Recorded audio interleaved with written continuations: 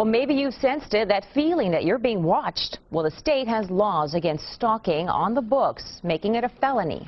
What if police don't recognize it? And what if it's a complete stranger who's bothering you? Tonight, Joe Conger and the I-Team investigates. Cynthia Verbeff is moving. Her home, she says, has become a house of horrors. I feel that I've lost my mind, I've lost my life. Incident reports from law enforcement tell the tale. Numerous break-ins at the address, vandalism to her car, her motorcycle, her computer. Verbeff believes she's being targeted.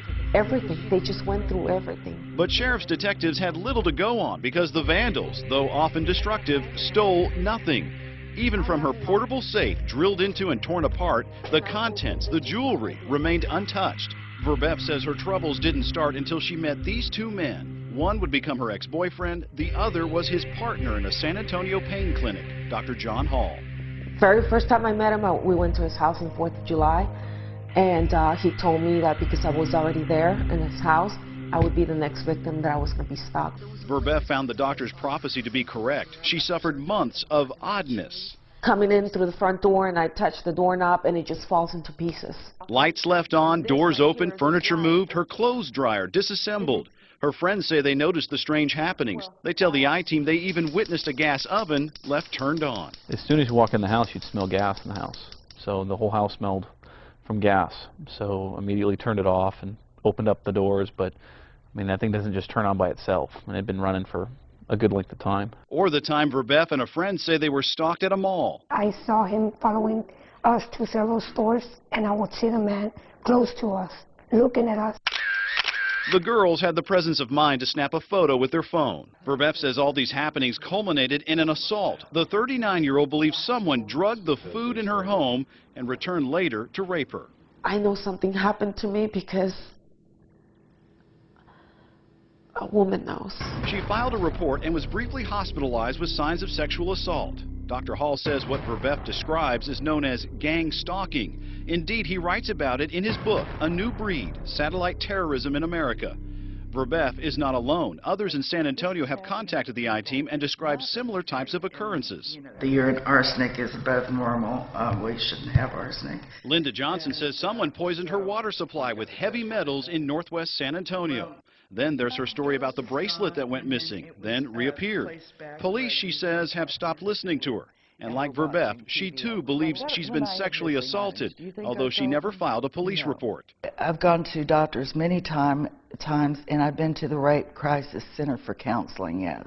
Many of these so-called victims of what Hall describes as gang stalking meet up on the internet, finding comfort and information from others who say they too suffer from electronic stalking, mind control, and even rape.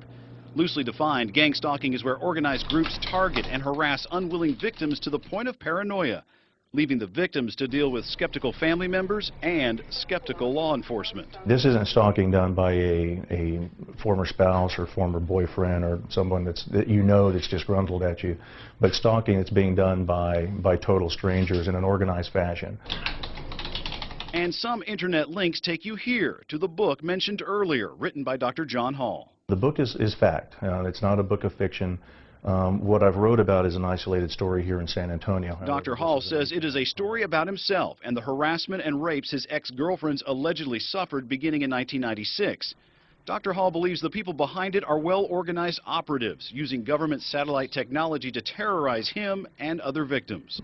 All voicing the same complaints: organized stalking, weird electronic disturbances going on in their homes. Most of the women are complaining of drugging and sexual assault.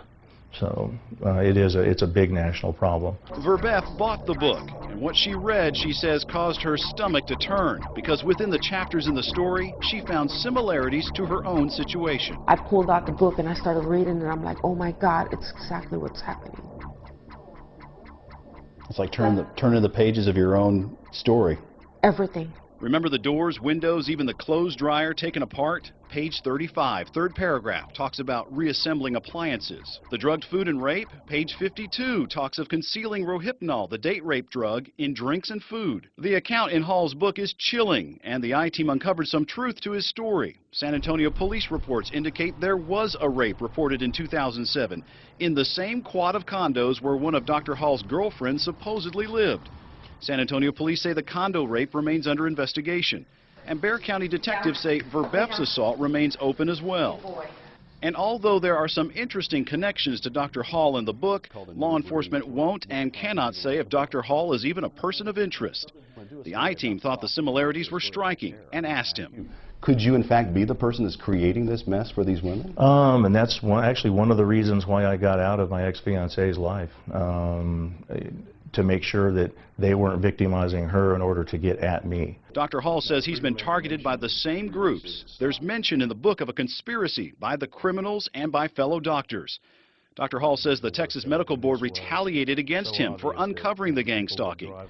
The I-Team confirmed one local hospital suspended Dr. Hall's clinical privileges for 2 months in 2006.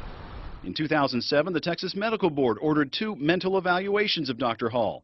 The first came back normal, but a second evaluation found a probable delusional disorder and ordered psychiatric treatment. And in 2008, Hall's license was suspended, this time when he tested positive for cocaine. In the book, he explains the operatives drugged him with cocaine periodically. Dr. Hall's medical license has since been reinstated. If you look nationwide, almost everyone that complains of this eventually gets sent to a psychiatrist. The psychiatrists don't look into the technology. They don't do any research into whether or not any of this is possible. With his book published, Dr. Hall is taking his message nationally. He's appeared on cable TV shows. Thank you so much, Dr. Hall. Late night radio. And our guest tonight, Dr. John Hall. And even has his own radio program in the works. There have been several people in my midst, obviously, that have been victimized, but if you look at it on a larger scale, it is a national problem as well. Dr. Hall says the problem is gang stalking, seeking to victimize innocent women and sully his reputation for exposing them. For the I-Team, Joe Conger, KENS 5 Eyewitness News. Dr. Hall's belief is that we all face some sort of terrorism in our lives that is mostly unseen and deadly. He contends criminals are tapping into our government surveillance systems to gain access to our lives and minds. As for the alleged rapes mentioned in that story, no one has been charged, but both San Antonio Police and Bexar County Sheriff's deputies say they continue to investigate.